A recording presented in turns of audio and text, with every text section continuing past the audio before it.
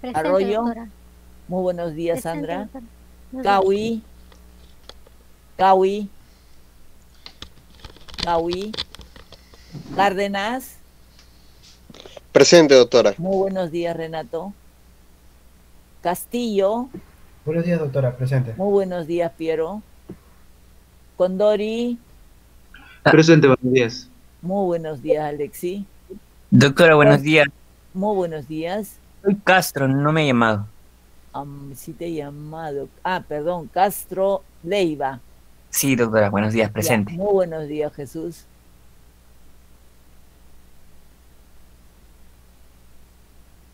Ya, seguimos. Condori, ya me dijo presente, ¿no? Presente, doctora Condori. Ok, ok.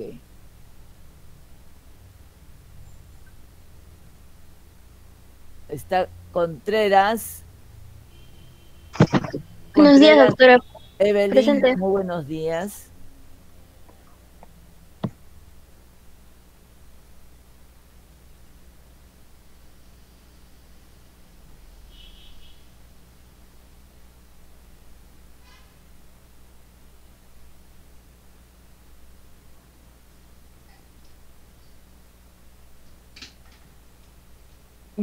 Doctora, Un ratito, sí. Dime. no, pensé que estaba hablando y no se le escuchaba, Sí, pero sí. sí. Sí, lo que pasa que un poquito, ya está. Ahora sí, está Contreras Paul. Contreras Paul. Doctora, escribió Contreras por el chat de que tiene problemas con el Oh, micrófono. ya. Fernández. Fernández Romero. Fernández Maldonado. García Pérez.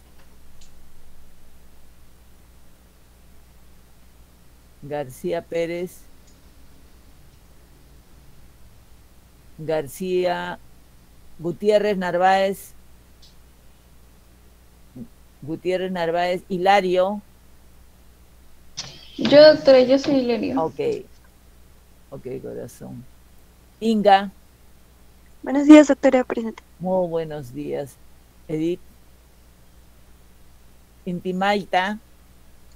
Presente, doctora. Muy buenos días, Claudio. Sí, buenos días. José Justiniani. Presente. Muy Buenos buenos días. días, José. Mesa Vilca. Buenos días, doctora. Presente. Muy buenos días. Débora. Molina.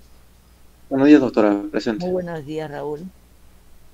Nimboma. Buenos días, doctora. Muy buenos días, Luis Enrique. Olano. Presente, doctora. Buenos días. Muy buenos días, Lisette. Sivincha. Buenos días, doctora. Presente. Muy buenos días, Estrella. Urbano. Buenos días, presente. Muy buenos días. John. Yarlequé. Yarlequé. Ya, ok. Después regularizamos con el resto, ¿ya? Ok.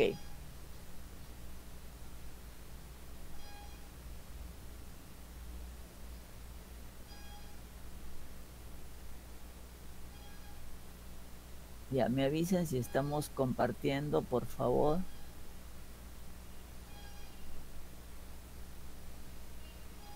¿Estamos compartiendo, jóvenes? Sí, doctora. Ya, ¿Se ve ya todo? mostró su campaña. Ya mostró su pantalla. Sí, ¿Se sí ve se ve todo todo. pleno? Ya, me avisan cuando a veces solamente se ve la mitad o compartido, entonces lo que quiero que me aclaren eso, ¿ya? Muy bien, vamos a hacer médula espinal. Muy bien. Cuando estudiemos la médula espinal, los factores que van a formar o que van a desarrollar una patología de médula se va a llamar mielopatía, ¿ya? Mielopatía, todos los desórdenes, todas las enfermedades que se van a desarrollar en la médula espinal. Los signos y síntomas van a variar de acuerdo, uno, al lugar de lesión en la médula, si es en nivel cervical, dorsal, lumbar o sacro, va a ser diferenciado. Por debajo la lesión van a comprometer los signos y síntomas van a estar relacionados con el nivel de lesión. Y la causa también es muy importante en la aparición de esta enfermedad. Entonces la causa, que pueden ser factores biológicos, como por ejemplo un virus, una bacteria, o puede ser tóxico o traumático, de enfermedades del desarrollo, o puede ser también enfermedades lógicamente desmielinizantes o de carácter inmunológico. La severidad también, la médula, el pronóstico de la médula también dependerá mucho del inicio, de si es agudo, es subagudo, crónico, o el inicio desde el momento es severo o es leve, y de manera progresiva su instalación del cuadro clínico. Y finalmente tenemos que hacer una relación entre lo que es la severidad y la velocidad de instalación. Muy bien, vamos a ver acá, vamos a recordar un poquito lo que ya vieron. En parte también se recomienda que volvamos a revisar un poquito lo que es la distribución somatotópica de la médula espinal. Eso nos va a ayudar muchísimo a entender los síndromes que se van a originar o que se van a desarrollar cuando se va a crear un desorden de la médula espinal. Entonces, por ello es importante, vamos a acentuar algunas Doctora, sí, se ve muy de cerca su diapositiva, no sé por qué. Y no se ve tampoco todo, ¿no? No, todo no se ve. Ya, pero eso es lo que quería que me dijeran, ¿ya? Ahorita voy a ver, arreglar eso. Vamos a ver. ¿Ahí se ve? Sí, doctora, ahí sí se ve. Ahí sí podemos verlo, ¿no? Ya, perfecto. Entonces, mi interés con respecto a esta placa, o sea, esta imagen, es que ustedes sepan lo que es la distribución somatotópica de la médula espinal, ¿ya? Tanto en lo que es la sustancia blanca y la sustancia gris. Lo que vamos a estudiar acá es la relación que tiene las vías largas y su localización, así como las funciones, ¿ya? No olvidar, por ejemplo, en los cordones posteriores, que hay un cordón que viene a ser la parte medial, ¿ya? En la parte medial de estos cordones se van a dividir de acuerdo a la localización como la columna dorsal, medial, ¿ya? Y la localización de la columna dorsal lateral. Ambos tienen una diferencia, a pesar que están dentro del síndrome de cordones posteriores. Aquí tenemos que señalar en cuanto a las funciones. Por ejemplo, desde el punto de vista somatotópico, han visto que en la columna dorsal medial está ubicado, ¿no es cierto?, los miembros inferiores. Por eso que en cuanto a la pérdida de las funciones, va a ser, por ejemplo, la pérdida de la sensibilidad propioceptiva de los miembros inferiores, ¿ya? Con respecto a la vía de cuneiforme, esta que está localizada en los cordones o en la columna dorsal lateral, está de acuerdo a la distribución somatotópica, está la cervical y torácica. Entonces, esto nos indica que la pérdida de funciones, si en caso está a predominio de esta región la lesión, vamos a ver una pérdida en la sensibilidad propioceptiva de los miembros superiores, ¿ya? Y igual forma hay que recordar también con respecto a todas las columnas que estamos viendo acá de tipo lateral, vamos a ver que hay lógicamente llamado la vía espinocerebelosa, posterior y anterior. Estas vías espinocerebelosas están relacionadas con lo que viene a ser las funciones de la posición y el tono muscular. Y tenemos también la vía, esta vía que es la vía motora, que se llama también córtico-espinal o piramidal. Y acá también tiene una distribución somatotópica, en la cual ustedes ven la cervical y la torácica, que está en una localización, ¿no es cierto?, lateral, pero profunda. Esta es superficial, pero esta es profunda. Entonces, ahí vamos a observar que la vía piramidal, cuando se pierden las funciones, vamos a decir que hay un compromiso motor por debajo de la lesión, ¿no? Del punto de vista ipsilateral, ¿no?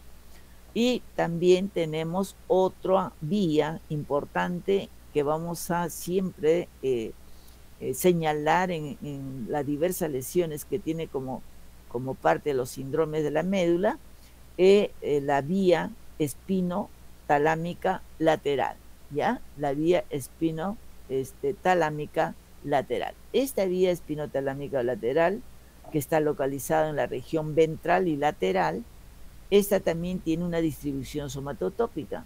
Ven que en la parte medial, ¿no es cierto?, está la vía que está relacionada con la distribución, por ejemplo, cervical y torácica. Y está más lateral y un poco más periférica la lumbosacra. Entonces, ojo, están viendo que la columna de piramidal, o sea, de la vía córtico-espinal, y la columna de la vía espinotalámica lateral tienen casi la distribución somatotópica similar, ¿ya? Entonces, por lo tanto, cuando una lesión centromedular, va a haber compromiso tanto motora como sensitiva orientado a esos extremos, o sea, a lo que viene a ser la localización de las extremidades superiores o inferiores. En este caso serían las extremidades superiores, ¿ya? Muy bien. Y cuando se pierde, lógicamente, las funciones a nivel de esta vía, nosotros vamos a encontrar una falla, una disminución en la sensibilidad dolorosa y térmica, ¿ya? Mientras que acá hemos dicho que se pierden las funciones propioceptivas, ¿no es cierto?, tanto de las extremidades superiores como inferiores. Con respecto a las enfermedades de la médula, hay que considerar que diagnósticos nosológicos o enfermedades están relacionados de acuerdo a la forma de presentación. Si son enfermedades agudas o hiperagudas, agudas, subagudas o crónicas, ¿ya? Dentro de ellas hay que considerar eminentemente las agudas y las crónicas, ¿ya? En cuanto a las agudas, estamos con las enfermedades, por ejemplo, vasculares, entonces que están relacionadas con los infartos o hemorragias de la médula espinal. Dentro de ellas también está, dentro de las agudas o subagudas, está la neuromielitis óptica, o sea, los trastornos que nosotros conocemos como del espectro de la neuromielitis óptica, ¿ya? Como trastornos del espectro de la neuromielitis óptica. También vamos a observar dentro de los subagudos, por ejemplo, la sarcoidosis espinal, enfermedades metabólicas de la médula, enfermedades de las malformativas, o sea, en las malformaciones arteriovenosas en la médula, o también las enfermedades relacionadas con enfermedades autoinmunes y las mismas infecciones del sistema nervioso que afectan a la médula espinal. Como parte de las enfermedades crónicas tenemos a las enfermedades, ¿no es cierto?, tumorales, paraneoplásicas, enfermedades hereditarias. Está incluida también la esclerosis múltiple, que son de inicio progresivo que se hacen crónicas. También hay otras que son subagudas, como son la esclerosis múltiple, que son relacionadas con las de inicio, ¿no es cierto?, primario, que estamos viendo que se pueden presentar de manera aguda o subaguda. Bien, vamos a ver ahora la semiología. Durante el estudio semiológico hay que prestar atención, por ejemplo, a algunos signos ya sugestivos de mielopatía. Cuando nos indican que es una mielopatía, cuando encontramos, por ejemplo, un nivel sensitivo acompañado de una paraparesia, de acuerdo al nivel. Puede ser una cuadriparesia si es más alto, como a nivel cervical, o una paraparesia a nivel del tórax o lumbar bajo, ¿no es cierto? Entonces tenemos acá, esto será acompañado también de compromiso de esfínteres. Con respecto a el nivel sensitivo, se puede encontrar también una pérdida de la sensibilidad suspendida en banda, ¿ya? Que quiere decir que, por ejemplo, cuando hay un compromiso del centro medular, entonces puede haber compromiso, ¿no es cierto?, compromiso de la vía que nosotros hemos señalado, que están relacionadas con, por ejemplo, la función termoalgésica, ¿no? Entonces, esta sensibilidad puede estar disminuida o comprometida, pero puede estar conservada o preservada, por ejemplo, los cordones posteriores, o puede estar preservada las regiones, por ejemplo, más caudales, ¿no es cierto?, como lo que está en la región sacra. Entonces, por eso se le llama también una pérdida de sensibilidad suspendida en banda. El dolor a la altura de la lesión también hay que buscar, ¿no es cierto?, a la puño-percusión suave, y sí despierta el dolor en la zona donde el paciente se queja. Y buscar si es alto, o sea, a nivel cervical, buscar el signo de la ermita, ¿no? O sea, cuando levantamos, flexionamos el cuello y empieza como una corriente, ¿no es cierto?, a nivel del cuello que se irradia al hombro y al brazo de la zona que está afectada. Bien, entonces tenemos acá un cuadro que está relacionado también con un síndrome, ¿no es cierto?, del cordón cordonal espinal, ¿ya?, de manera aguda.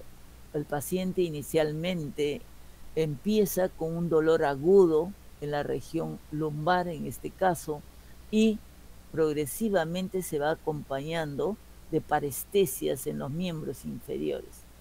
De tal manera, conforme va evolucionando, ya eso no le va a permitir deambular de manera normal. Entonces, aumenta la base de sustentación para poder realizar esta actividad. Pero conforme va avanzando, ya no va a ser posible que ella pueda hacer la actividad de manera independiente. Va a requerir de terceros para que pueda realizar sus actividades de vida diaria o fisiológicas, en este caso. Finalmente, esto va evolucionando hacia, ¿no es cierto?, a la discapacidad. De tal manera, a este tipo de pacientes ya no pueden ellos mantenerse a la bipedestación, menos mantenerse en actividad. Entonces, es lógicamente confinado a la silla de ruedas. Entonces, este circuito, ¿no es cierto?, esta relación ya me está indicando porque la persona está consciente, la persona está respondiendo, ¿no es cierto?, a las preguntas, a cómo está manifestándose sus molestias, pero sin embargo, ¿no es cierto?, no puede deambular, no puede caminar, que puede estar relacionado con compromiso sensitivo y motor a la vez. Bien, entonces, por debajo de la lesión, ¿no? Por debajo de la lesión, aquí estamos hablando de la región lumbar, ¿no es cierto?, hacia los miembros inferiores. Luego, el dolor.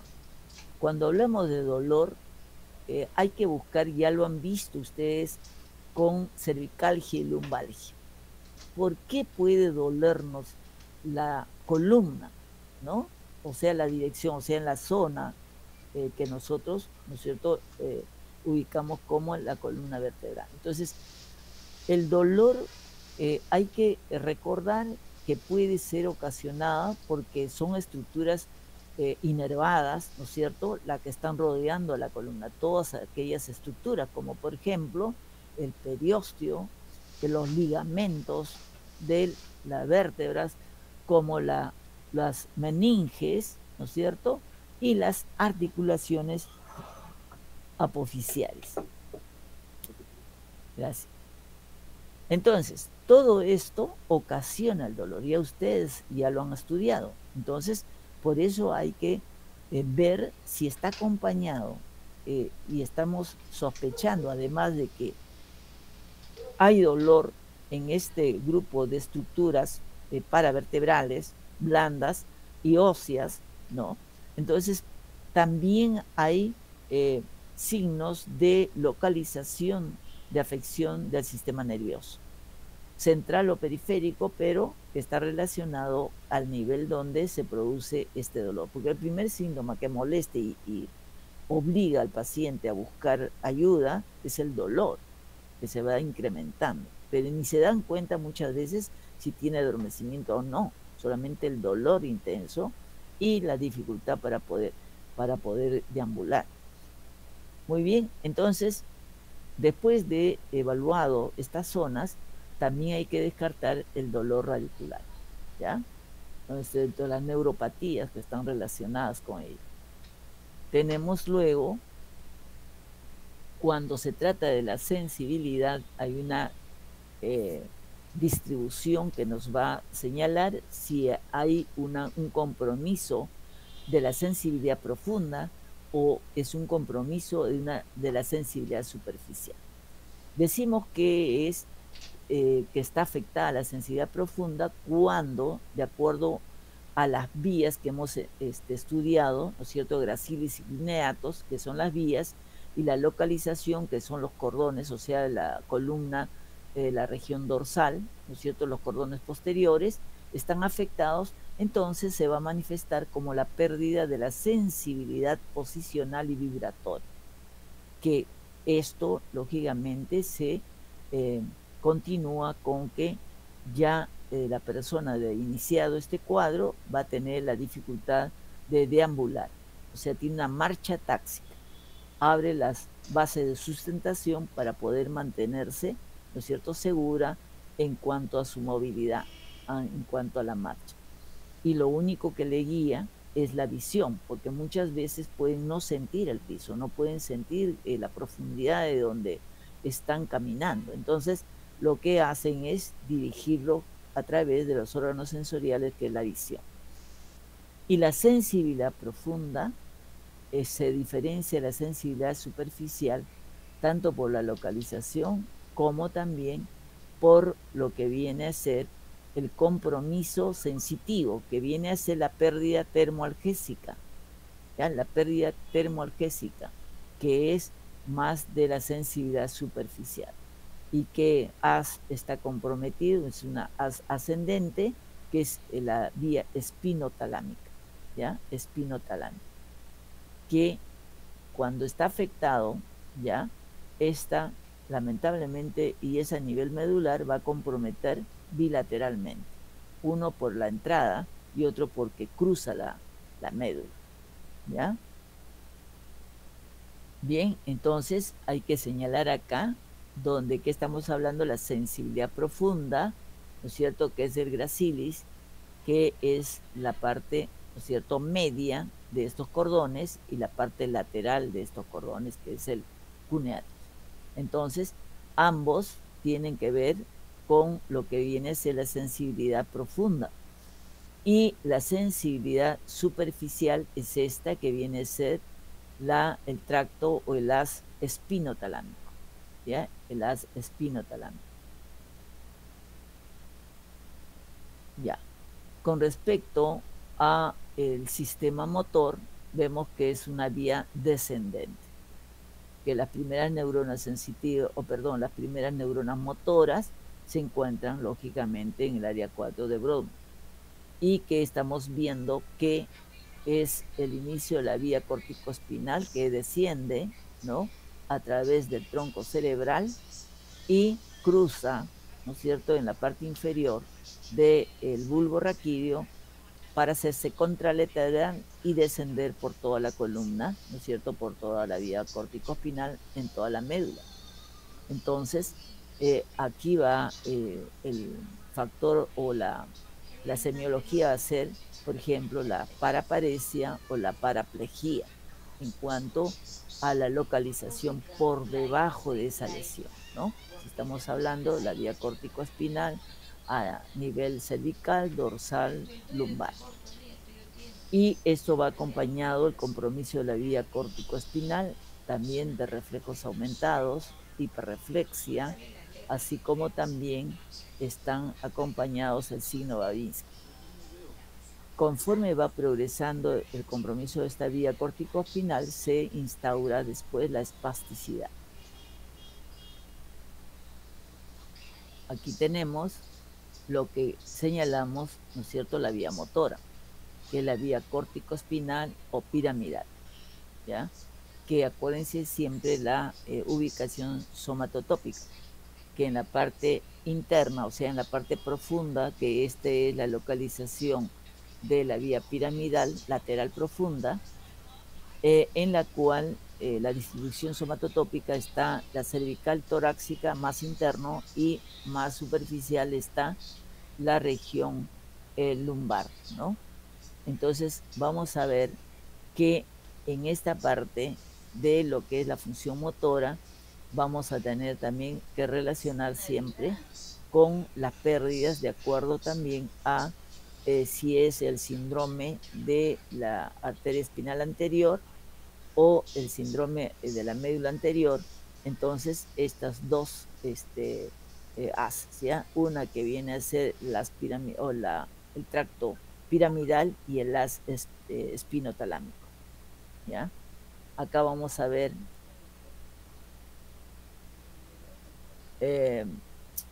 los esfínteres, ¿ya?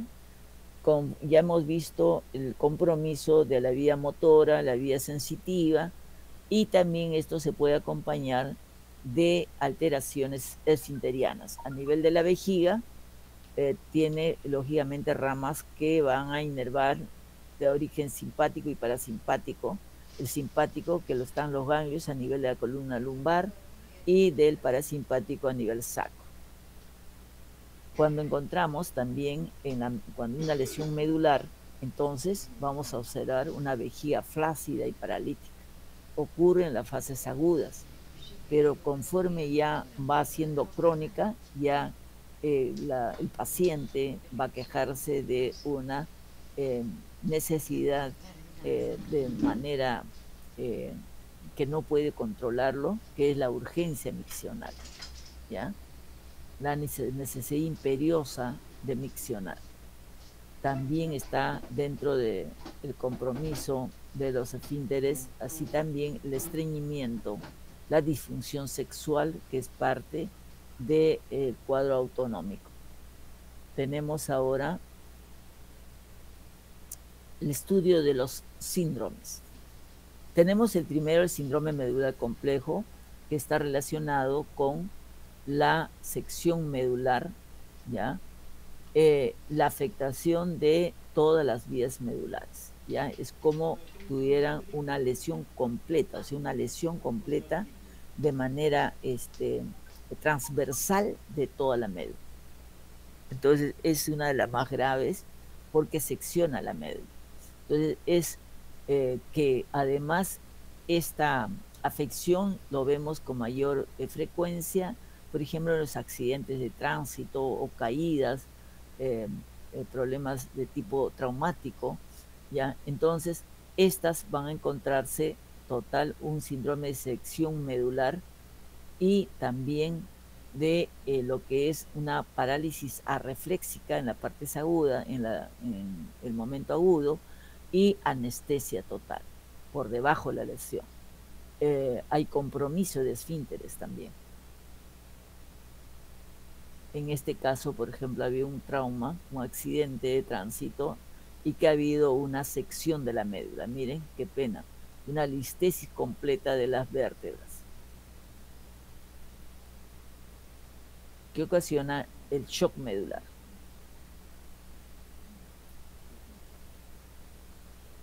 Con respecto al síndrome de hemisección medular, ahora, esto vamos a hacer la diferenciación con este síndrome, que es el síndrome de lo que hemos referido con respecto a los síndromes Un ratito. Ya.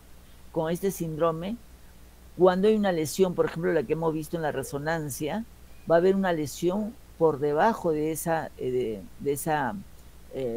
fractura de la vértebra y además una sección de la médula, va a haber la pérdida de todas las funciones por debajo de esa lesión, ¿ya? Todas las funciones, tanto la sensibilidad superficial, profunda, función motora, tenemos también de funciones autonómicas. Ya, ahora, en la hemisección medular es la lesión de la mitad de la médula, como se llama también el síndrome de Brown-Sequard. Esta tiene síntomas tanto ipsilaterales, o sea, del mismo lado de la lesión, y también lesiones contralaterales. ¿Cuáles son las ipsilaterales? O sea, que están a nivel de la lesión, o sea, en el mismo lado de la lesión. Por ejemplo, se encuentran las paresias espásticas, o sea, la pérdida de la función motora, y también lo que viene a ser los cordones posteriores, porque esta se va a caracterizar por pérdida proprioceptiva, vibratoria, por debajo de la lesión. Y la contralateral se refieren a la pérdida de la sensibilidad termoalgésica.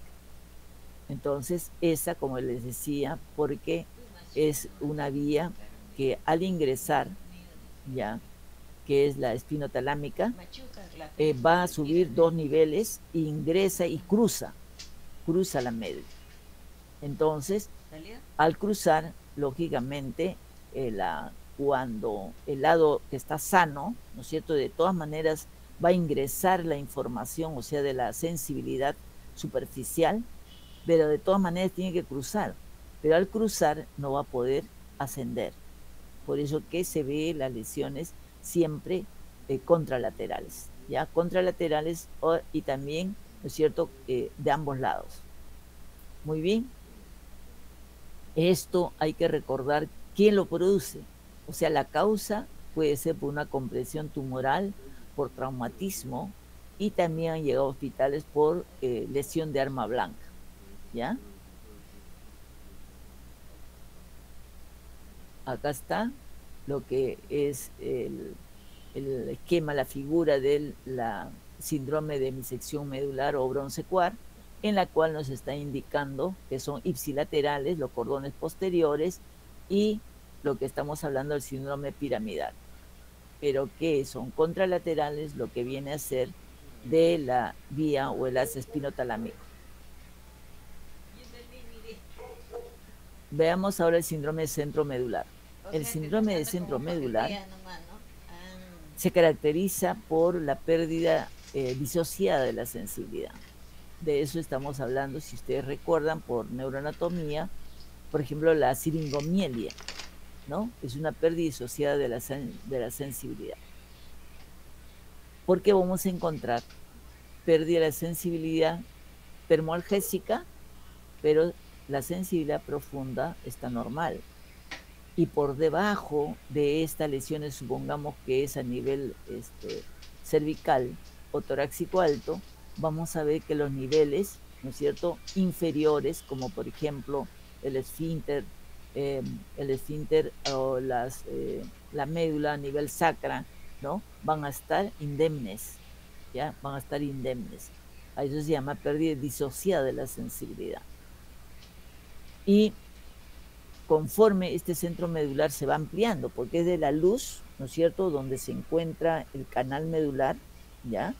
Esta lesión puede ir abarcando de manera del centro hacia la periferia.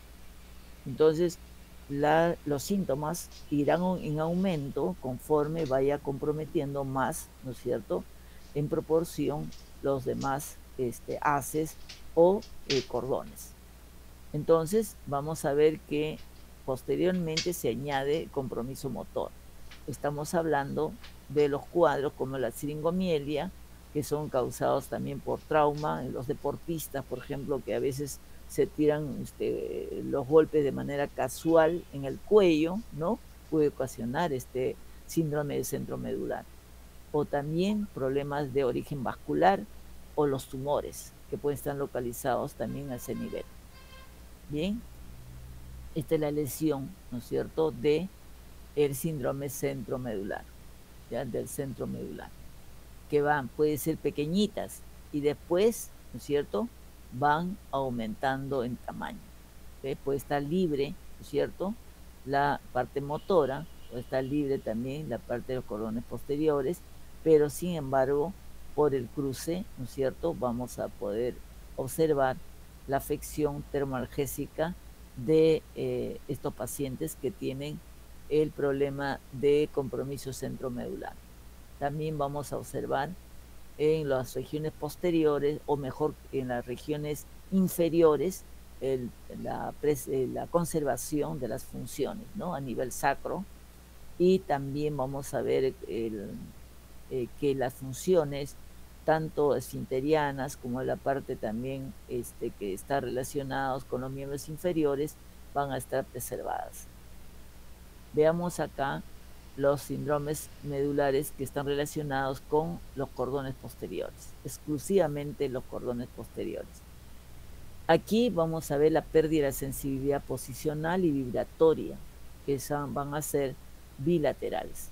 ¿Por qué? Porque me está cogiendo tanto, ¿no es cierto?, los cordones del lado derecho como izquierdo. O sea, eso se llama el síndrome de los cordones posteriores. Entonces, también va a ser una lesión por debajo, ¿no es cierto?, por debajo de la lesión que ha sido afectada. Y si es de un solo lado, eso es ipsilateral, o sea, la zona que está afectada. Pero los síndromes de cordones posteriores es cuando está afectado ambos, el lado derecho como el lado izquierdo, ¿ya?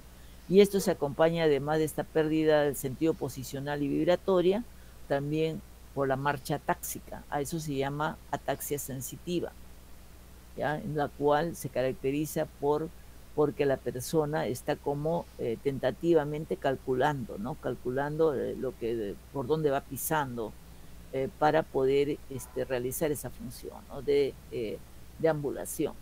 Entonces, para ello abre lo que viene a ser la base de sustentación para poder sentirse un poco más seguro, y la que va a guiar, como le hemos dicho, en la oscuridad.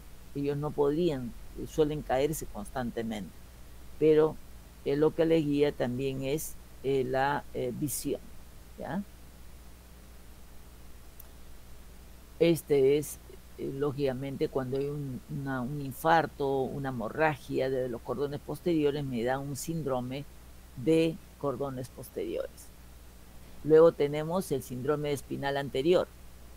El síndrome espinal anterior está caracterizado básicamente cuando hay compromiso de la arteria espinal anterior. Y casi síndrome va a ser bastante amplio, porque la arteria espinal anterior va a irrigar los 2/3 anteriores de la médula, ¿ya? Y la pérdida es básicamente toda la función de la sensibilidad profunda, ¿ya? También vamos a ver cuando, un ratito, los síndromes espinales anteriores, estamos hablando del compromiso de la arteria espinal anterior, ¿ya? Vamos a ver que la pérdida de las funciones básicamente va a ser todo lo que nos encontramos a nivel, ¿no es cierto?, de lo que es las astas motoras anteriores, como también estamos hablando de las espinotalámicas, ambos lados. Ya esos son los que se van a ver afectados, pero está indemnes lo que viene a ser los cordones posteriores y la vía piramidal. Aquí tenemos este es el síndrome del espinal anterior, en donde vamos a ver una lesión de lo que viene a ser las funciones también. Eso es conforme van avanzando, ¿ah?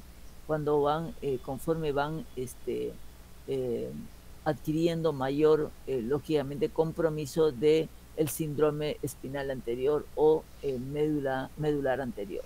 Entonces vamos a ver que cuando ya ha cogido los 2/3 anteriores de la médula, va a coger también lo que es la vía piramidal, bilateral, como también la vía espinotalámica, ¿no es cierto?, bilateralmente, así como las astas anteriores, ¿ya? Tenemos acá el síndrome mielorradicular. Estos síndromes mielorradiculares, me está olvidando las lesiones, que es del síndrome espinal anterior, usualmente es por disección de la aorta, ya dorsal, que está dando la rama para la espinal anterior, o la propia arteria espinal anterior puede tener también una obstrucción, ¿ya? Una obstrucción de ese vaso, o sea, de esa arteria. En los casos de síndrome mielorradicular, están relacionados básicamente por compresión medular más una radiculopatía. Eso es lo que caracteriza un síndrome mielorradicular. Esto está relacionado con, como causa, los tumores o infecciones como el citomegalovirus. Tenemos acá, por ejemplo, tumores como el linfoma.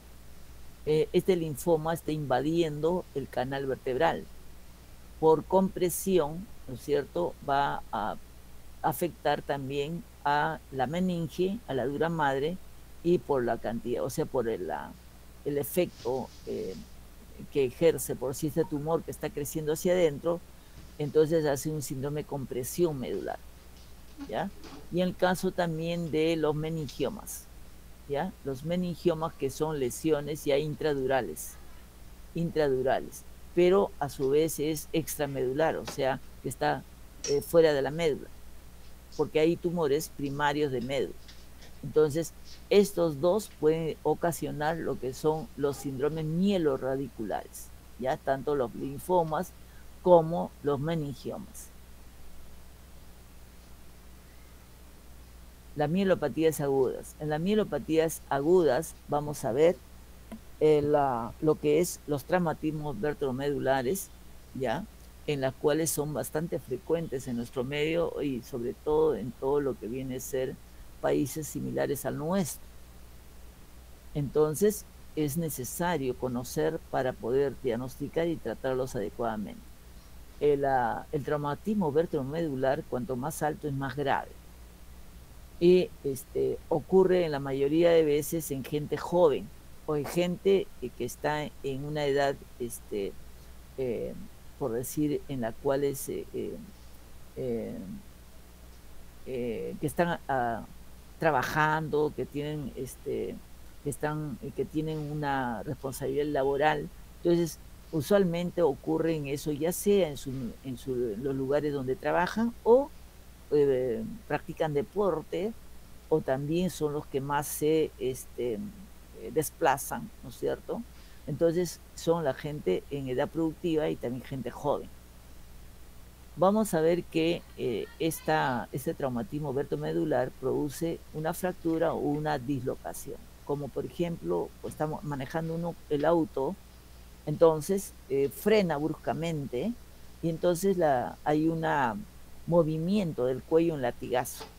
Entonces, al producir este latigazo puede ocasionar una listesis o una discopatía.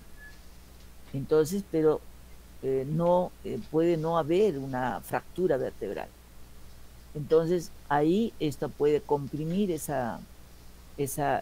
disco, puede comprimir la médula, o puede también seccionarlo.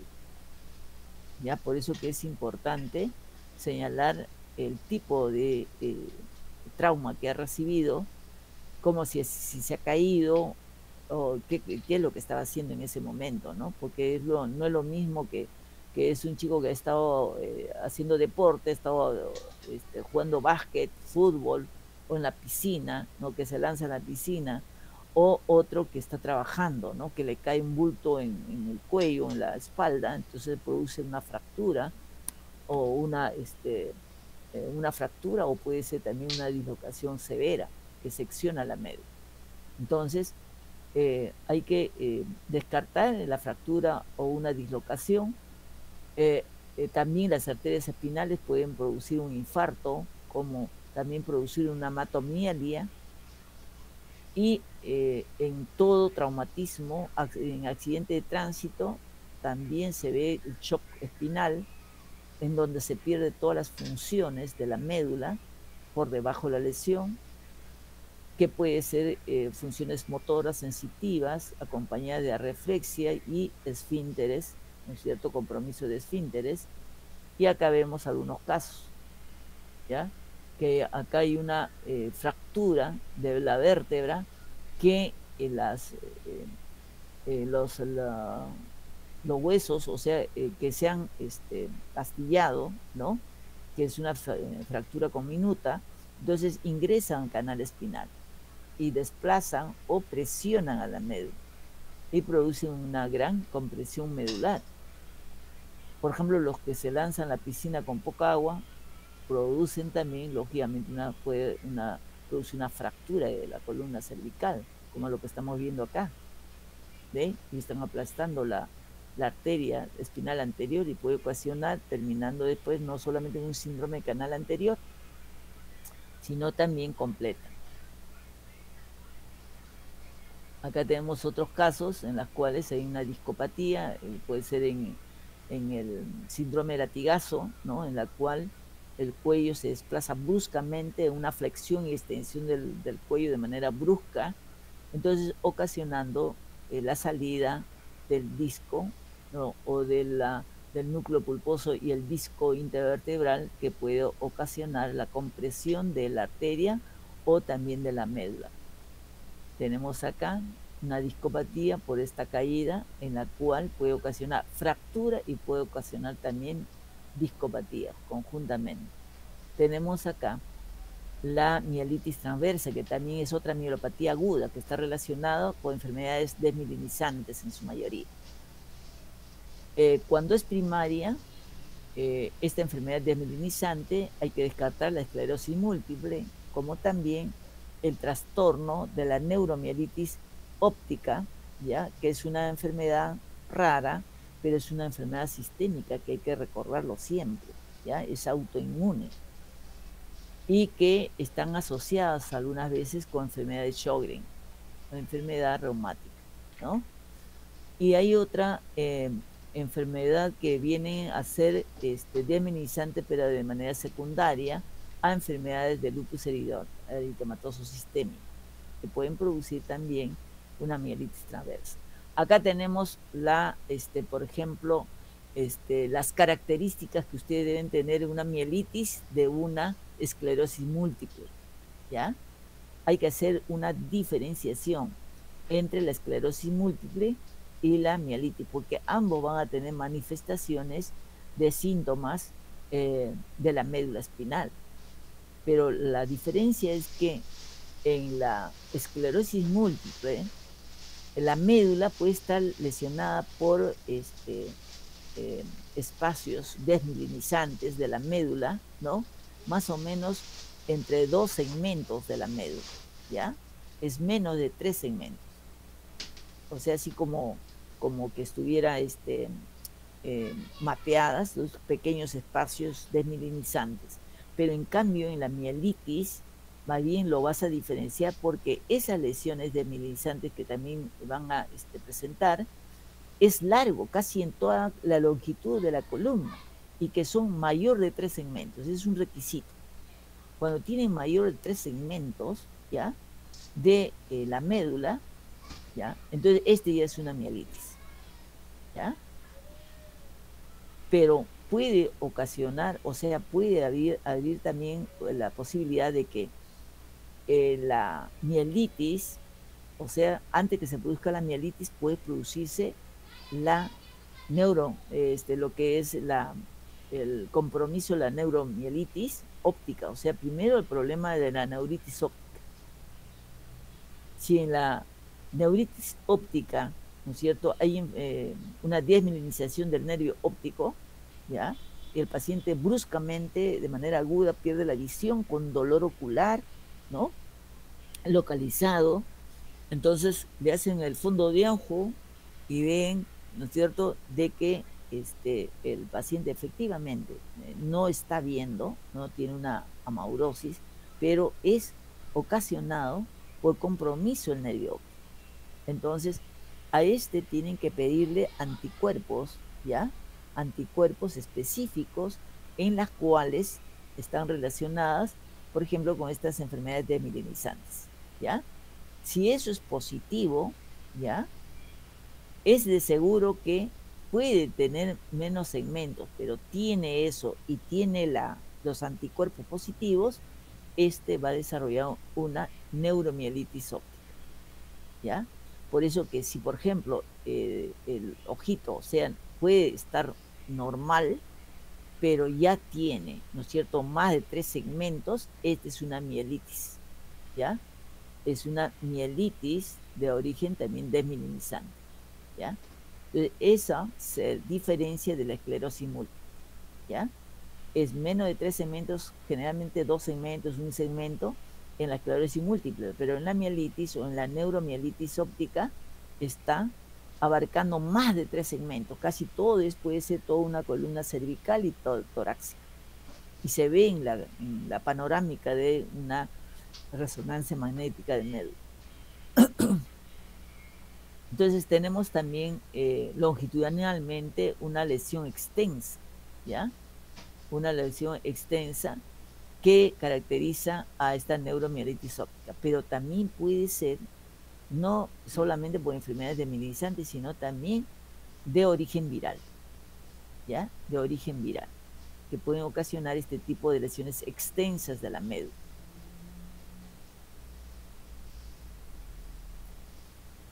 Tenemos acá lo que viene a ser la esclerosis múltiple con sus manifestaciones iniciales. Por ejemplo, la paciente empieza a tener dificultades para la marcha, ¿ya? Y estas pacientes a veces, ¿no es cierto?, a veces estas pueden quedar de manera subaguda, ¿no? Mantener con personas que las van apoyando progresivamente para la marcha, pero estas se acompañan de trastorno esfinteriano porque hacen una vejiga neurogénica. También van a encontrarse el signo de Lermite porque va a ocasionar a nivel de la médula la localización, probablemente estamos hablando de la médula cervical, en la cual vamos a encontrar el signo de Lermite, y progresivamente va acompañando también de otras lesiones, como por ejemplo el compromiso de miembros inferiores, donde se encuentra el signo de Babinski, también el signo de Clonus positivo, también la sensibilidad posicional está disminuida, la sensibilidad vibratoria también disminuida. Entonces estamos hablando ya de una extensión, no solamente, ¿no es cierto?, no solamente de las regiones cervicales, sino también ya lumbares. Ya, entonces tenemos acá de lo que está relacionando, pero va como mapas, ¿no? Como mapas, ¿ya? Así es lo que nosotros estamos observando, por ejemplo, acá en la esclerosis múltiple. Miren la lesión, acá. La lesión está en un espacio de 2 segmentos, 1, 2, ¿ve? Segmentos, la esclerosis múltiple. Esto es la desmielinización de la médula, ¿no es cierto?, a nivel del segmento de cervical 3, ¿ya? En cambio acá tenemos, miren todo este segmento, ¿ve? Toda la región cervical y parte de la torácica, ¿ve? Estamos hablando cervical C4, ¿ya? C6, T1, T2, T3, ¿ya? Entonces, esto están relacionados también con las mielitis, ¿ya? Con las mielitis. Mielitis transversa, que están relacionadas con infecciones o enfermedades también relacionadas a las desmielinizaciones.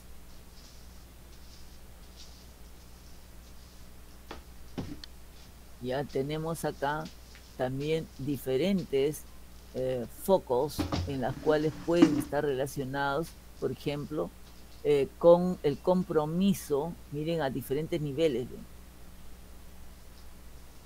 ¿Ya? Acá se ve mejor, ¿ya? en la médula, que hay un compromiso, una colección que es muy heterogénea en la región de la médula, pero en la región dorsal. ¿Sí? Hay una imagen irregular, ya en los cordones, ¿no es cierto?, espinales, y acá tenemos lo que es lesiones también de heterogéneas que están relacionadas con procesos epidurales, ya, que están relacionados con colecciones, ya, de pus, pueden ser de abscesos, ya, que están ocasionando el compromiso también de la médula,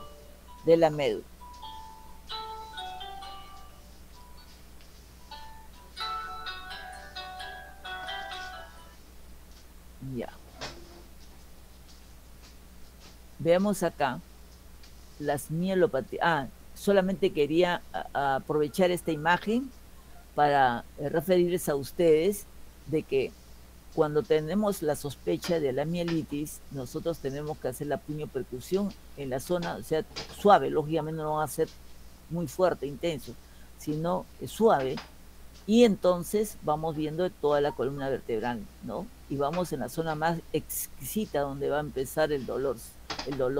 Entonces ahí ya vamos ubicando la localización, ¿ya? Y revisar si no hay lesiones a nivel de la piel, ¿ya? O que si hay de repente como una especie de tumoración, o sea que está haciendo una elevación o una salida de la piel porque hay un absceso interno, ¿ya? Que esos abscesos pueden venir de un forúnculo, ¿ya?, que está cercana a la vértebra, puede ser también, por ejemplo, de un absceso a nivel de las bronquiectasias infectadas, ¿ya? Pueden migrar y producir una infección, ¿ya?, a nivel de de los canales vertebrales, y también, por ejemplo, abscesos dentarios, también la pilonefritis, como también las infecciones amigdalianas, y también tenemos el absceso del psoas, en el caso de la tuberculosis vertebral, que pueden migrar, o sea, pueden por vecindad, ya sea por vía hematógena, pueden sembrar o pueden invadir el canal vertebral, ¿ya?, y ocasionar este tipo de trastornos. Tenemos ahora las mielopatías crónicas. En las mielopatías crónicas, dentro de ellas, conocemos con mayor frecuencia las espondilosis cervicales, ¿ya? En las espondilosis cervicales hay que buscar lo que es el síndrome de canal estrecho cervical, ¿ya? Generalmente en personas ya de edad, en personas que de acuerdo a su vida cotidiana, ¿no es cierto?, se han dedicado de repente a trabajar en la chacra, o son los estibadores, o son los que cargan bulto, ¿no? Entonces, muchas de estas personas, o que sencillamente sufren de enfermedades reumáticas, o que tienen osteoartrosis generalizada. Entonces, este tipo de pacientes pueden desarrollar el canal estrecho cervical, ¿ya? Ahí donde nosotros debemos buscar si es por una degeneración de los discos intervertebrales o por los osteofitos que se van formando a nivel de las cuerpos vertebrales, o la fibrosis de los ligamentos que pueden estar ocasionando esta espondilosis. Las compresiones del canal medular, ¿ya?, se van a desarrollar ya cuando eso va aumentando. O sea, ya no solamente están ocasionando al movimiento del cuello, ¿no?, al desplazamiento o al buscar el signo de la Smith, ¿no es cierto?, a la flexión del cuello, ¿no?, presentar dolor o como una especie de correntada que se irradia del cuello del hombro hacia todo el miembro superior. Pero ya no solamente va a ser eso, sino la persona va a aumentar otros síntomas, como por ejemplo ya va a ver ya sus manos o brazos con atrofia, ¿no?, o va a encontrar ya espasticidad, hiperreflexia, puede haber fasciculaciones, o puede haber parestesias, adormecimientos. Entonces, todo eso va de manera progresiva. Entonces, por eso se le dice mielopatías crónicas, ¿ya? Entonces, no olvidar que en las mielopatías crónicas están las espondilosis cervicales, ¿ya? En donde se pueden visualizar el canal estrecho cervical, la degeneración, el caso solamente de discos o osteofitos que se han formado, o fibrosis de ligamentos, la compresión del canal medular, o también nosotros llamamos síndrome de compresión medular, ¿ya? Que hay que diferenciarlo también de la esclerosis lateral amiotrófica, ¿ya? Porque en la esclerosis lateral amiotrófica va a ocasionar de manera crónica el compromiso de la neurona motora inferior y superior de manera progresiva. Y también va a haber atrofia y fasciculaciones. Entonces, por lo tanto, hay que hacer el diagnóstico diferencial con la esclerosis lateral amiotrófica. La diferencia es que en una resonancia nosotros vamos a encontrar afecciones de ¿no es cierto?, de las paredes del cuerpo vertebral, con todos esos hallazgos, ¿no? En cambio, en la esclerosis lateral amiotrófica no se encuentra eso.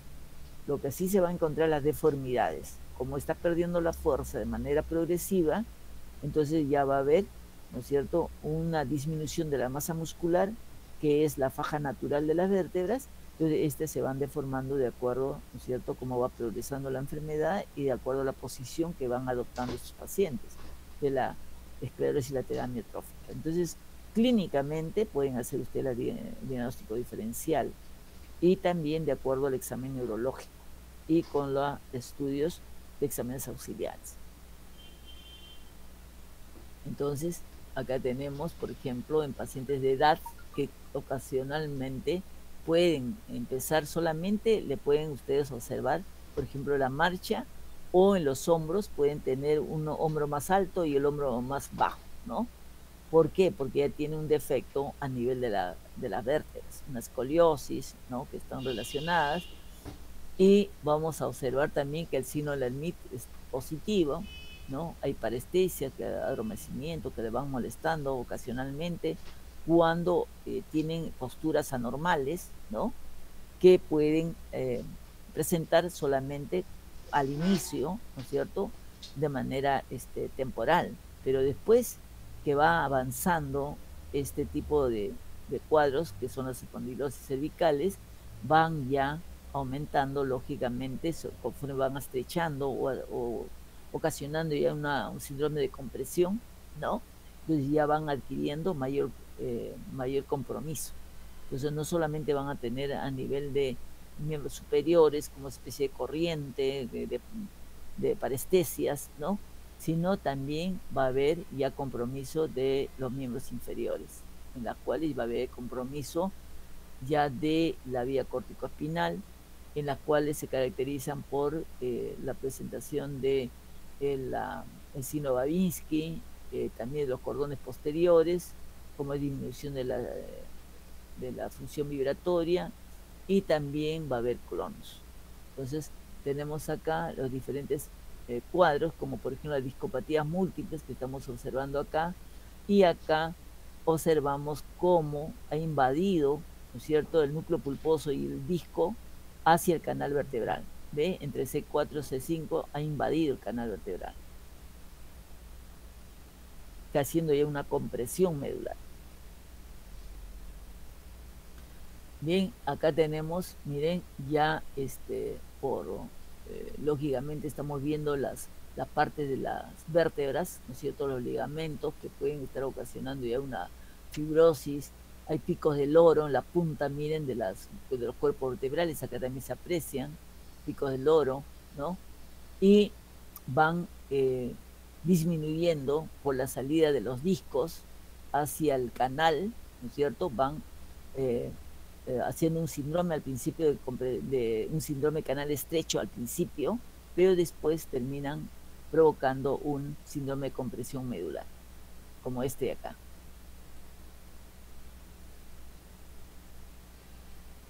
Otro cuadro que hay que recordar es la degeneración combinada subaguda, ¿ya?, que es dentro de las mielopatías crónicas, pero eso no se presenta de manera aguda.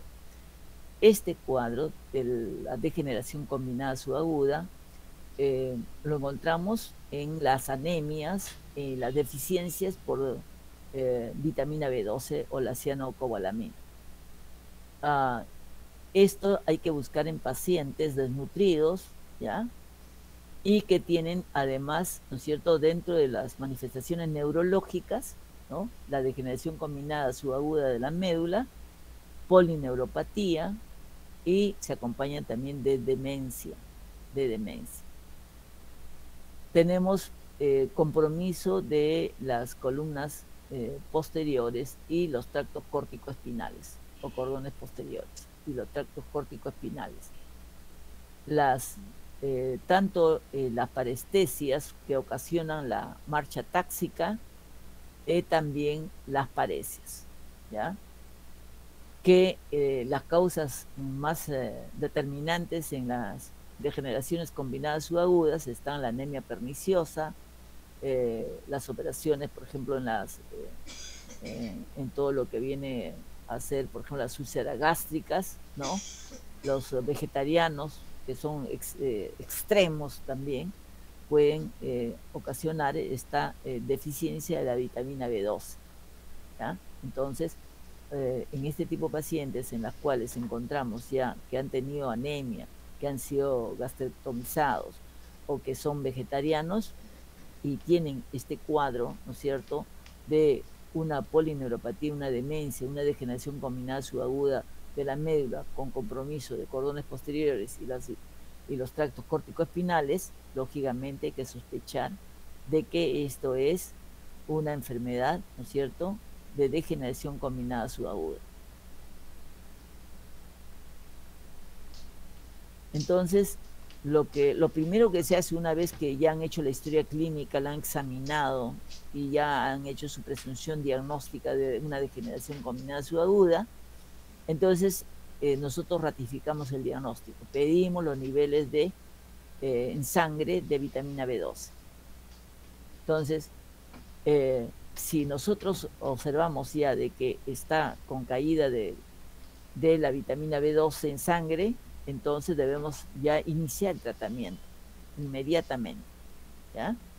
Entonces, ¿cómo administramos la vitamina? La administramos con 100 microgramos de cianocobalamina o hidroxicobalamina de tipo intramuscular, diarios por 7 días. Ya le aplicamos uno por día por 7 días. Después de que ha terminado la dosis agresiva durante una semana, ya se va a realizar la siguiente fase semanalmente, ya por 4 semanas, uno por semana. Y después que ha cumplido ya el mes con este tratamiento con el tratamiento intramuscular de 100 microgramos de cianocobalamina, uno por semana, entonces después del mes ya nosotros le haremos mensualmente por el resto de toda su vida, ¿ya? Porque esas personas siempre van a tener eso. ¿Por qué? Porque ya no tienen estómago en muchos de los casos, o que la anemia perniciosa, ¿no es cierto?, de repente no va a mejorar ese paciente y va a necesitar que, lógicamente, si no le controlan a este tipo de pacientes, terminan, lógicamente, con un compromiso, un daño medular ya irreparable.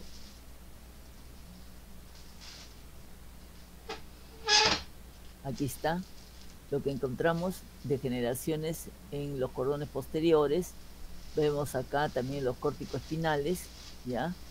Y vamos a ver que también están los tractos espinocerebelosos, también están comprometidos. Vemos acá la sensación ya a nivel de los distales de las extremidades superiores, como sensación de hormigueo, sensación de pinchazos, de electricidad.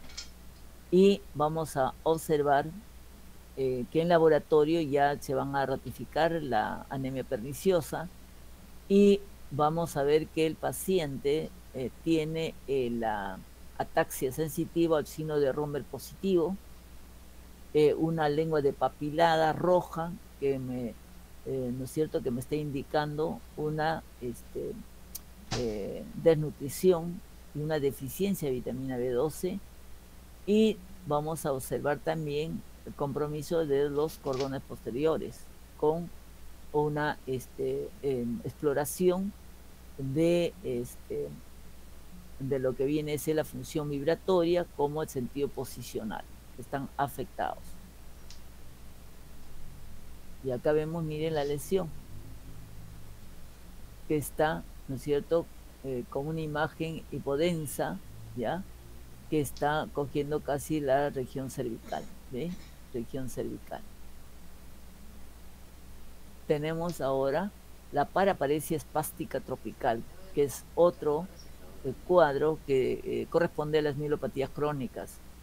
Y hay que recordar que la paraparesia espástica tropical es transmitido, ¿no?, por un virus, el HTLV1, y se transmite ya sea de tipo sexual, o sea, por transmisión sexual, por transferencia, por ejemplo, cuando ha recibido por alguna enfermedad que ha requerido transfusión sanguínea, o en forma vertical, o la mayoría de los portadores sintomáticos. Por ejemplo, de manera vertical en las gestantes pueden transmitir a sus hijos también. La mayoría de los portadores son asintomáticos al principio.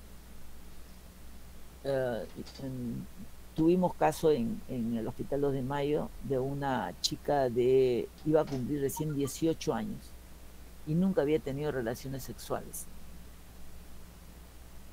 Y empezó porque era una chica que estaba preparándose para ingresar a la universidad. Entonces, de su vida, que era normal, que empezó a tropezarse, a molestar en las piernas, a tener un poco de debilidad para subir las escaleras, pero después en horizontal caminaba normal.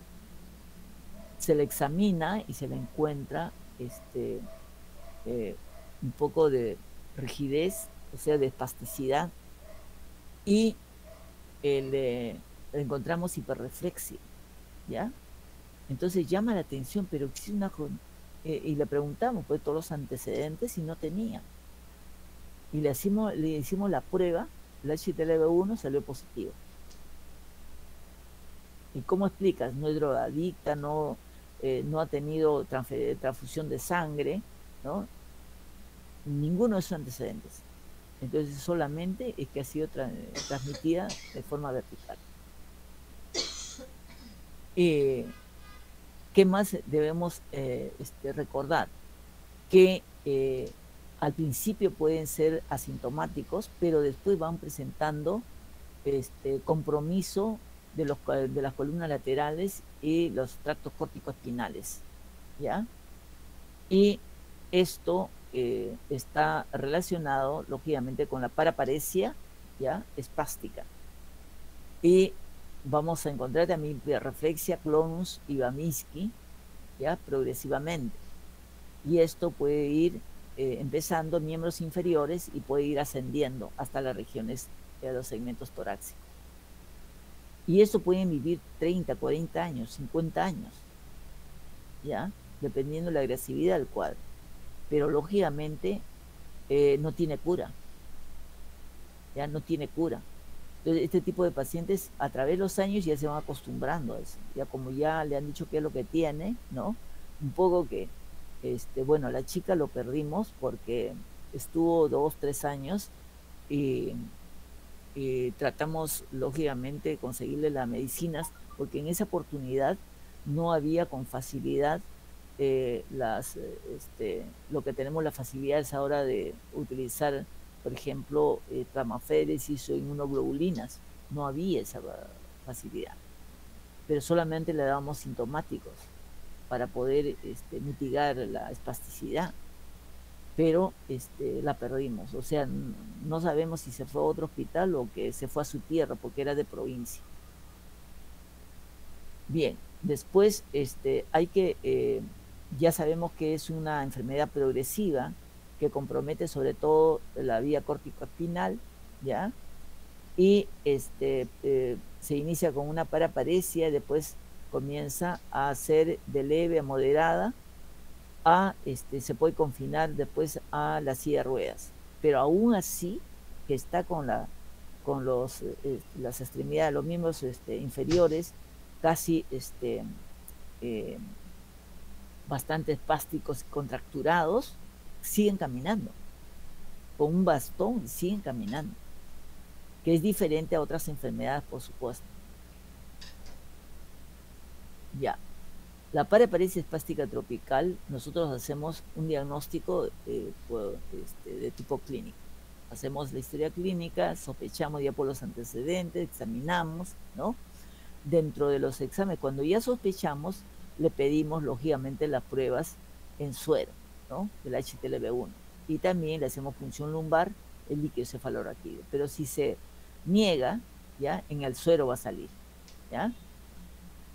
Se dice, cuando tenemos ambos resultados, tanto en el suero como en el líquido cefalorraquídeo, se dice que el cociente de los anticuerpos contra el HTLV1 en el líquido cefalorraquídeo sobre el suero debe ser mayor a 1, ¿ya? Para dar positividad, o sea, ya con fuerza, de que esto es una paraparesia espástica tropical. Las concentraciones de la inmunoglobulina G en líquidos cefalorraquídeo lo encontramos bastante elevadas, y la PCR también, que detecta el HTLV1 en el líquido cefalorraquídeo, también es a favor del diagnóstico, y en la resonancia de la médula espinal se encuentran lesiones medulares, ya que se muestran con hiperseñal, sobre todo en la toma de T2. ¿Cómo tratamos esta enfermedad?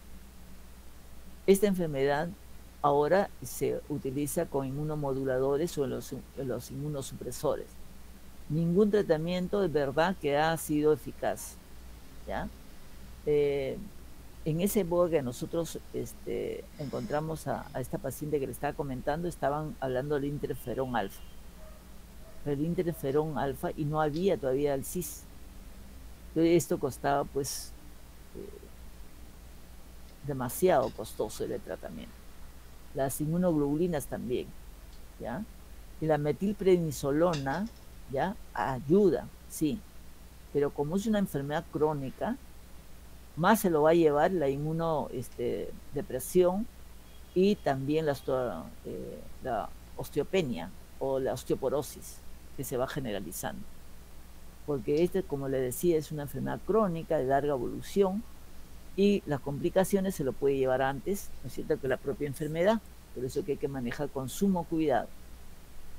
Entonces, ahora sí, nosotros manejamos la espasticidad con baclofeno en esa oportunidad. Había baclofeno y sí lo podíamos ayudar, pero no había una cura, y tampoco hasta ahora hay cura para esta enfermedad.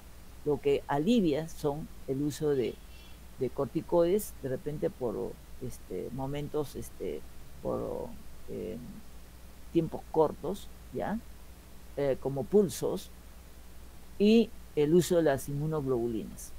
Y ahora el sí puede ayudarnos a para darles este tipo de tratamiento, de ofrecerles por lo menos una ayuda para lógicamente que esta enfermedad sea más le pueda a ellos facilitar su actividad de vida diaria. Pero sí, verdad que no hay cura todavía sobre para combatir este virus. Bien, tenemos ahora ya acá tenemos algunas lesiones que se van formando, miren, en la parte dorsal de la médula, ya, con imagen de una señal en T2. La siringomielia es otra mielopatía crónica también. Se presenta con una disociación sensitiva. Como le decía, ahí está relacionado con síndrome canal central. Le llaman también a un quiste, ya que se forma alrededor del canal central y que se va extendiendo, ¿no es cierto?, longitudinalmente, o sea, del centro, o sea, del canal espinal hacia, ¿no es cierto?, a la periferia. Entonces, se extiende además de su radiación, o sea, de forma radiada, también en los cordones, o sea, de manera longitudinal. Está asociado esta siringomielia a Arno-Chiari, a traumas, a neoplasias intramedulares, y estas se van a caracterizar por presentar el compromiso de la sensibilidad termoalgésica y los tractos córtico-espinales y los cordones posteriores. Progresivamente, porque al principio va a haber, lógicamente, compromiso de las fibras de la sensibilidad termoalgésica por el viaje que tiene que cruzar la médula, ¿no?, por el canal central. Bien. Ahí tenemos diferentes, miren, lesiones de la siringomielia, que probablemente ha sido pequeño y ha crecido, o sea, se ha incrementado más hacia el lado derecho. Y de acuerdo a las estructuras que va comprometiendo, va a presentar, lógicamente, los signos y síntomas. Y miren acá, estos pacientes son típicos de la siringomielia. Están movilizando sus extremidades, pero estos pacientes a veces logran pasar a reumatología por la deformidad de los dedos y la hipotrofia que tienen, ¿ya?, estos pacientes, y movilizan el hombro, todo, pero la parte distal se encuentran ambos brazos, ¿no?, de esta manera. Pero si tenemos acá más al lado derecho, tenemos más al lado derecho. Y esto de acá, a veces lo ven primero los reumatólogos y después hacen la consulta a neurología, y ahí encontramos, lógicamente, lo que es ¿no es cierto?, el quiste, ¿no es cierto?, que están ustedes viendo acá en la parte central, que está ocasionando, lógicamente, la lesión de la siringomielia. Otra característica de las mielopatías crónicas son las espondilodicitis tuberculosa, o llamado mal de Pot. Estos sabemos de que se dañan, en primer lugar, los cuerpos vertebrales, alcanzan también los discos y cuerpos vertebrales por abscesos ossifluentes que están en zonas paravertebrales. Por vecindad van dañando estas áreas del cuerpo vertebral. Y estas pueden reagudizarse si, lógicamente, estas lesiones que ya han comprometido el cuerpo vertebral o el disco intervertebral, entonces estos pueden haber fracturas patológicas, ocasionando además, lógicamente, por las fracturas patológicas, un compromiso ya de medular. Aquí está, miren el psoas, ya que hay una inflamación y además quistes que están afectando la vértebra, y que esto al final viene comprometiendo el canal, ¿ya? Y finalmente termina con una fractura patológica.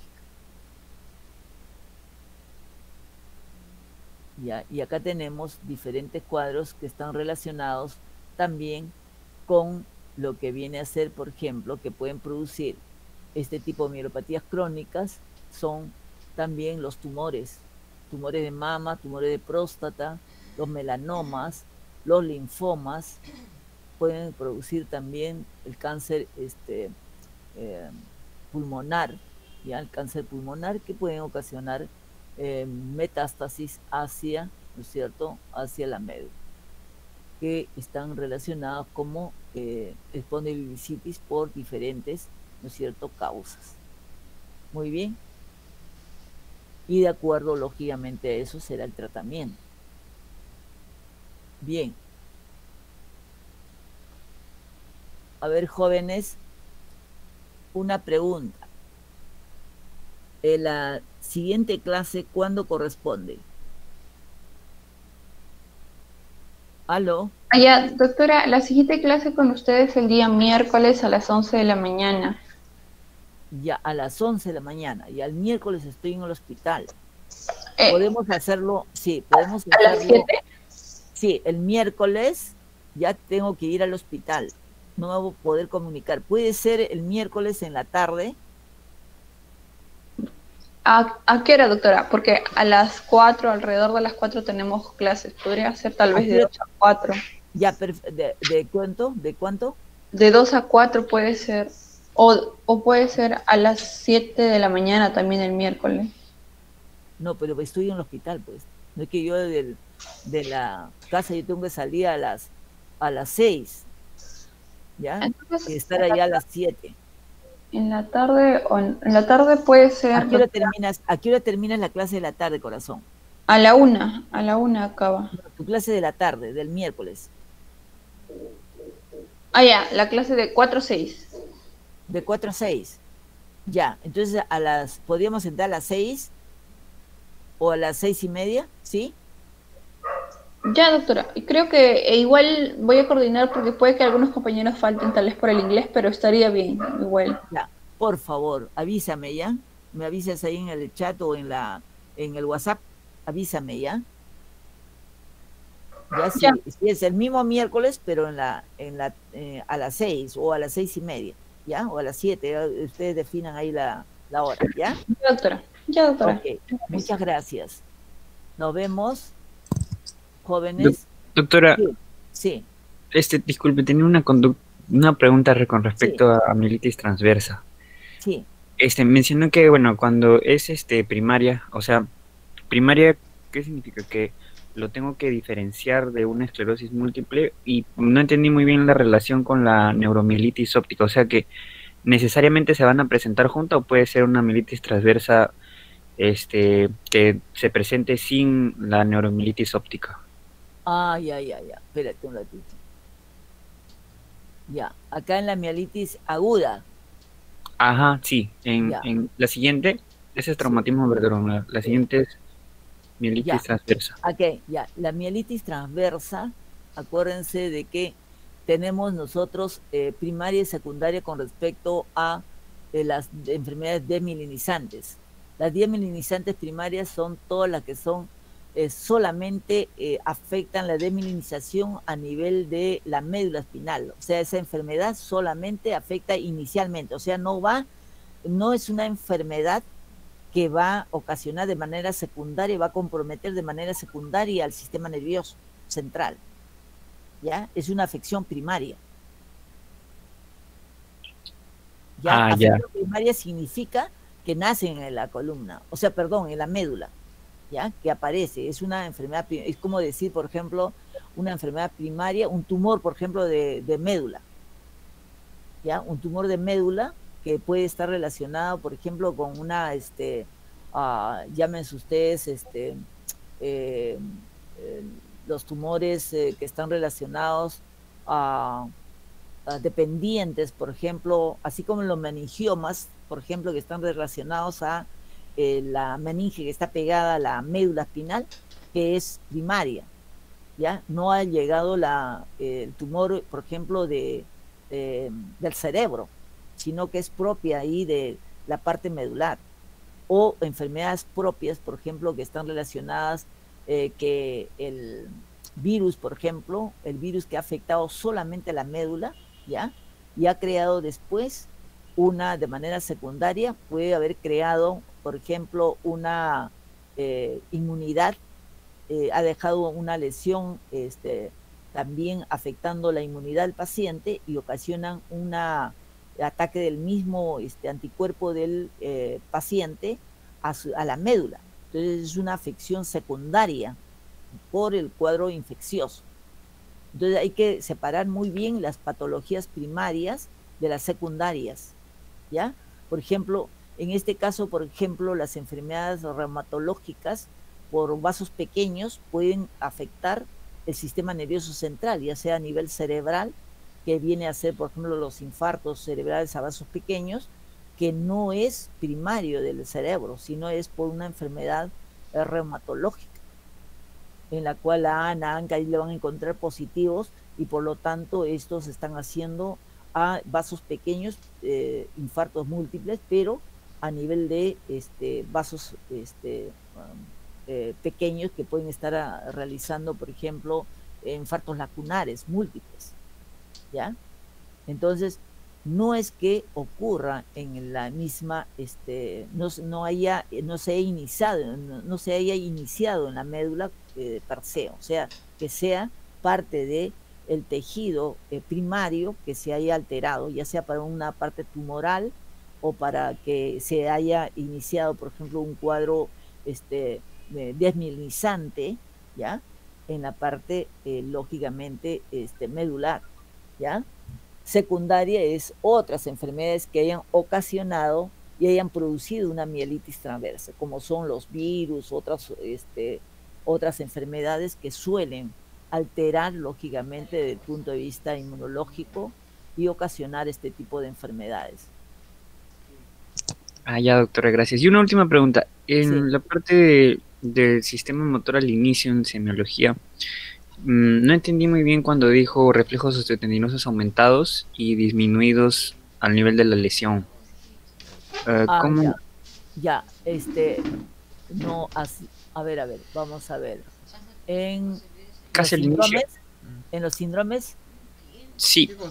Ya, a ver. Después en CIVI. A ver, en el síndrome medular completo. Arribita, creo que está más arribita. Más arribita. En motor. Ajá, ahí lo acaba de pasar el 10. A ver, acá. Ya. Sí, ese. Ya, mira, el síndrome motor vía córtico espinal, ya, a donde dice disminuidos, acuérdense que el síndrome motor tenemos acá, la primera neurona motora está en el cerebro, el lóbulo frontal, y la segunda neurona motora está en las astas motoras de la médula, y cuando están afectadas las astas anteriores van a haber reflejos disminuidos, ¿ya? Reflejos disminuidos. Va a haber de repente también, no de repente, sino va a haber lesión por debajo de la lesión, por ejemplo, de que si estamos hablando del segmento, por ejemplo, cervical o torácico o lumbar, por debajo de ese nivel de, ya sea C3, C4 o a nivel de T10 o a nivel de L1, L2, por debajo de esa lesión vamos a encontrar debilidad, o sea, una paraparesia, pero con lesiones se va acompañada con reflejos disminuidos y además también con atrofia y fasciculaciones, que es diferente al compromiso córtico-espinal, ¿no es cierto?, de la primera neurona motora, que se da con espasticidad, con hiperreflexia, con signo Babinski, ¿ya? Entonces, a eso se refería. Ya, porque si no entendía lo que estaba aumentado y lo que estaba disminuido. Ya, así es, ¿ya? Entonces, reflejos aumentados es cuando es la vía córtico-espinal específicamente. En la médula tenemos dos, los cordones que vienen a ser de la vía córtico-espinal cruzada, que es más o menos el 75%, 80%, y la vía piramidal directa, ¿no es cierto?, que es pequeñito, que está en las regiones anteriores, o sea, en las porciones ventrales de la médula, ¿ya?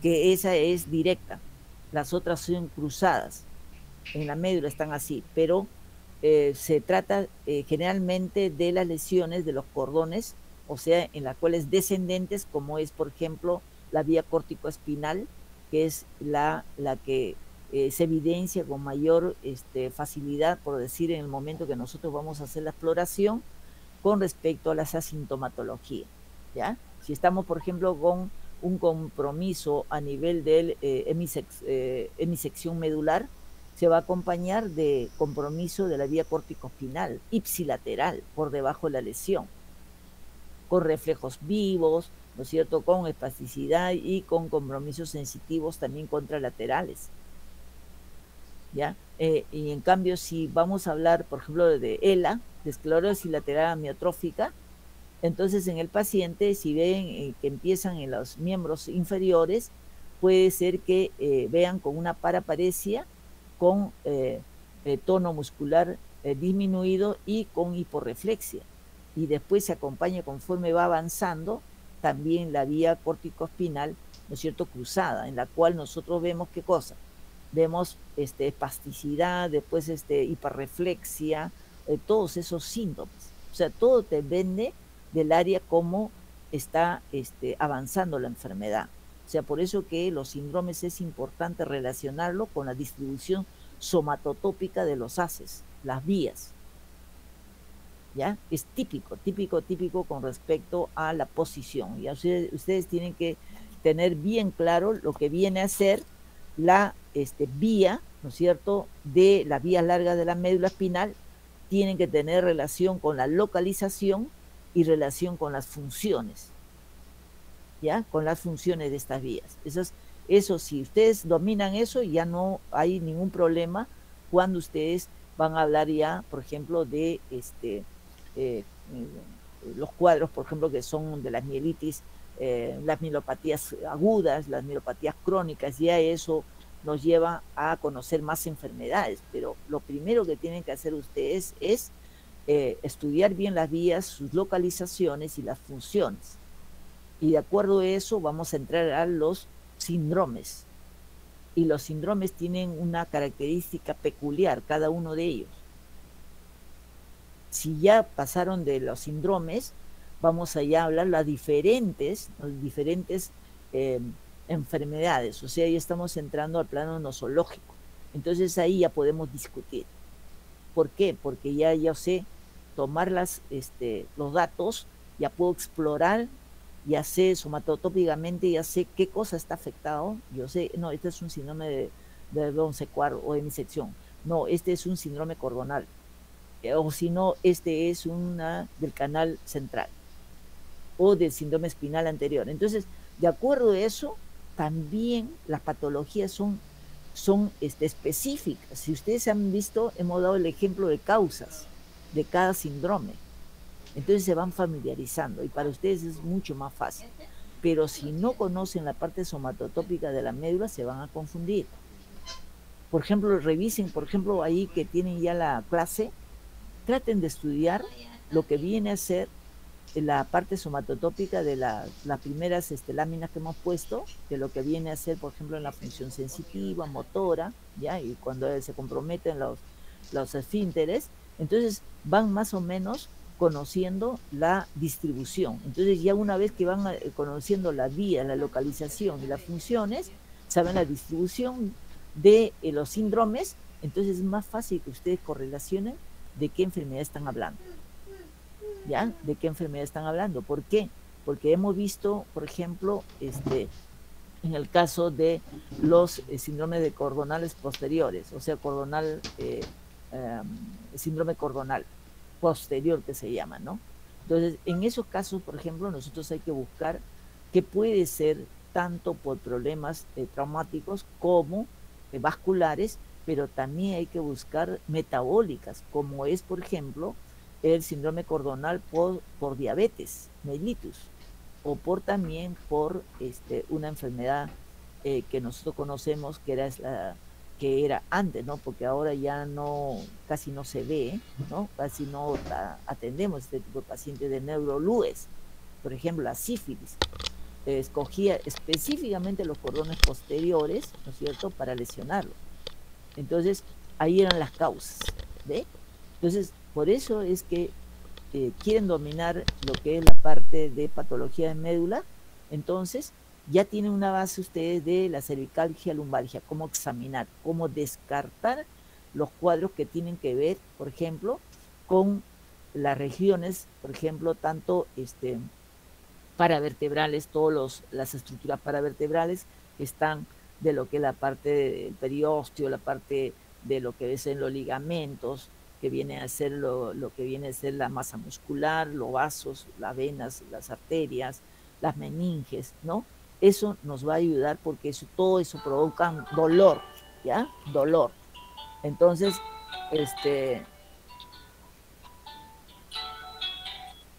¿ya? Entonces, después de ello, es de que ustedes, una vez que nosotros ya hemos visto lo que viene a ser la parte externa, entonces ya vemos ¿qué más se ha añadido? La sintomatología típica de acuerdo a los síndromes. Entonces, ya vemos si este es una mielitis, ¿no es cierto?, aguda, o está de repente está dentro de las mielopatías crónicas, ¿no? Entonces, de eso nos vamos acercando y vamos haciendo el diagnóstico definitivo. Y de ahí ya dominamos lo que viene a ser la parte de exámenes auxiliares que van a definir ya nuestro diagnóstico de acuerdo a los requisitos que nosotros hemos puesto acá, por ejemplo, qué cosa es lo que tienen que pedir para definir un diagnóstico, ¿ya? Muy bien. Sí, doctora. Muchas gracias. Sí. Doctora, usted dijo que iba a volver a llamar, creo, lista al final, no sé si lo va Sí. ya. De una vez. Disculpen, ya, a ver, está Alan ya. Presente, doctora. Ya. Está Acosta Gutiérrez. Acosta.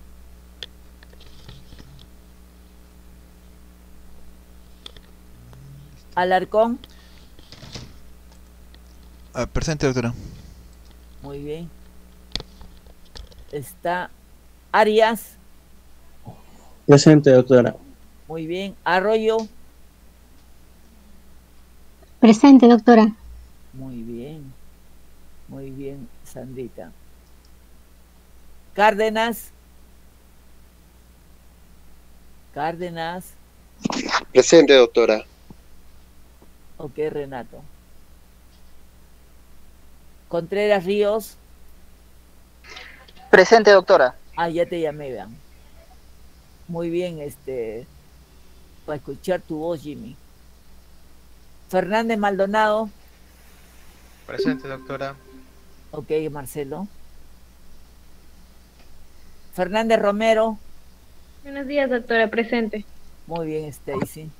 Correcto. Profesora, disculpe, ¿no llamó Contreras Guamaní? No escuché. Contreras Guamaní.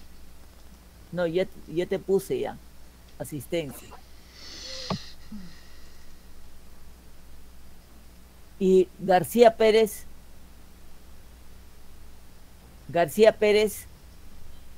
Gutiérrez Narváez.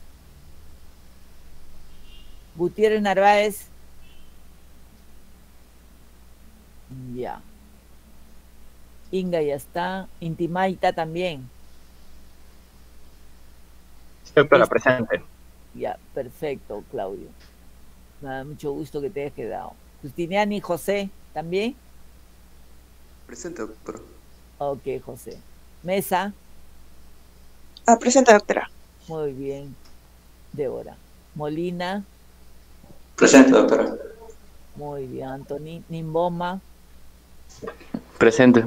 Muy bien, Luis Enrique. Olano. Presente, doctora. Muy bien, Nancy. Sivincha. Presente, doctora. Urbano.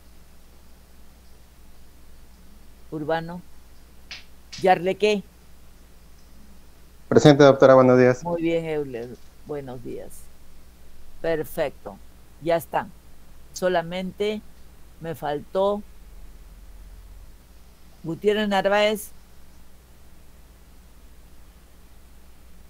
García Pérez y Acosta Gutiérrez. Ya. Muy bien, chicos. Nos vemos. Me avisan, por favor, lo del miércoles. ¿Ya? Sí, doctora. Yo le aviso. Muchísimas gracias. Buen día. Buen día. Un abrazo a todos.